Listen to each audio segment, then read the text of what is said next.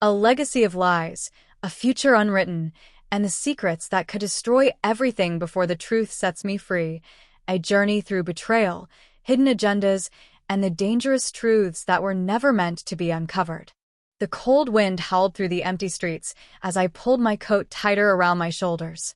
The city lights flickered in the distance, illuminating the damp pavement beneath my feet. I had been walking for hours, trying to make sense of everything, but no matter how far I went, the same question haunted me. Why did he lie?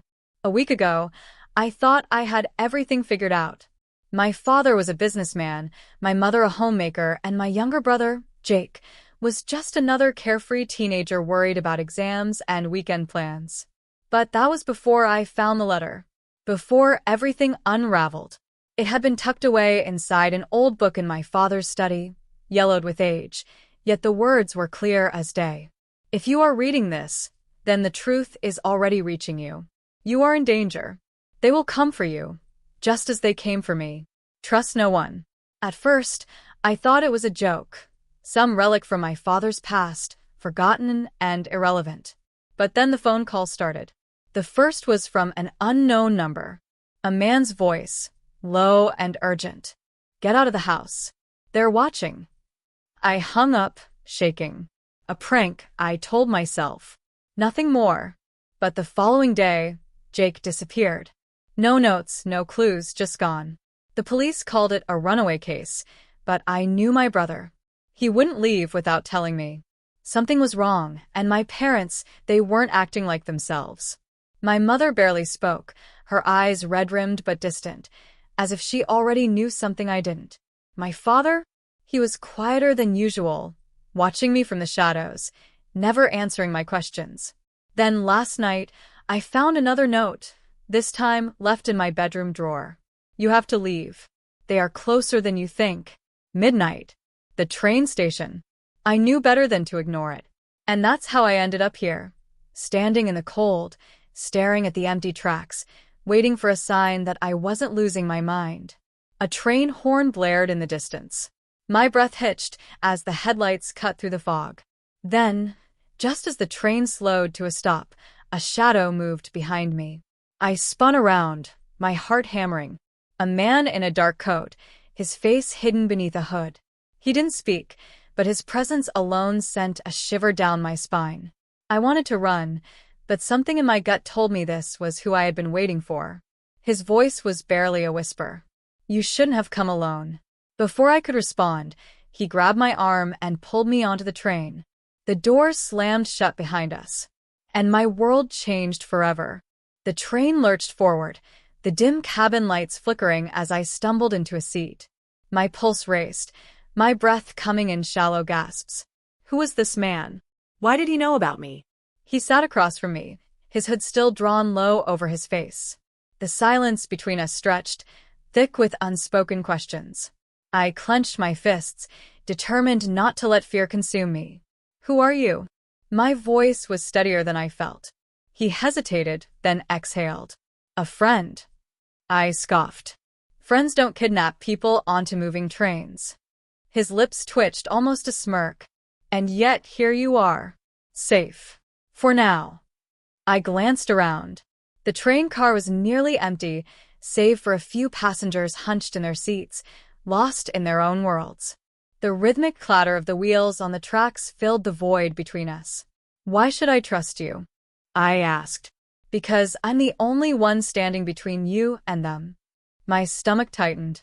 Them? Who are they? The man finally lifted his head slightly, just enough for me to glimpse the sharp angles of his jaw and the intense gaze beneath his hood. The people who took Jake. The ones who want you next. A chill ran through me. What do they want with me? He leaned forward, voice dropping to a near whisper. Your family has been keeping secrets. Dangerous ones. Your father was never just a businessman. And your mother, she knew more than she ever let on. I swallowed hard. That letter, it was from my father, wasn't it?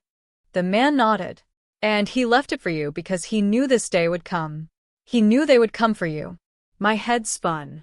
None of this made sense. My father, my mother, Jake, everything I thought I knew about my family was unraveling before my eyes.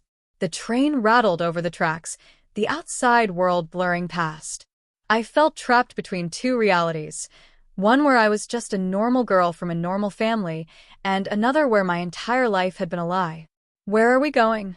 I asked, my voice barely above a whisper. The man sat back, his expression unreadable.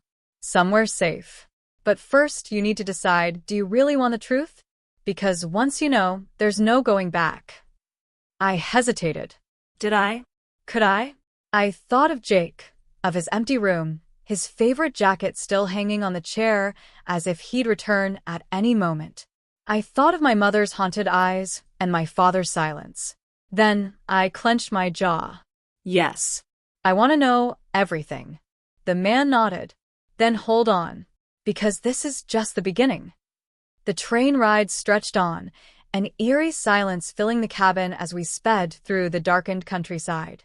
My hands clenched the edge of my seat, my mind racing with questions I wasn't sure I was ready to ask. The man across from me finally broke the silence. "We don't have much time. They know you're gone.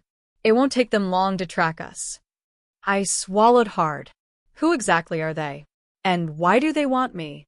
He sighed, rubbing his temples. "Your father was involved in something bigger than you could imagine. He tried to shield you from it, but when he disappeared, everything fell apart. Now they need you to finish what he started, or to erase any trace of it." My heart pounded. Finish what? The train slowed. The man tensed, eyes darting toward the door. "We have to move. Now." Before I could respond, the train screeched to a halt.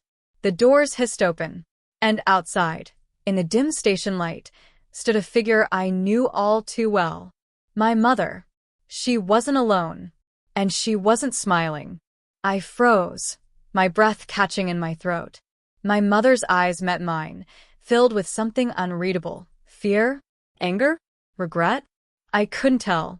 The man beside her, however, was anything but hesitant. Dressed in a crisp black suit, he exuded authority.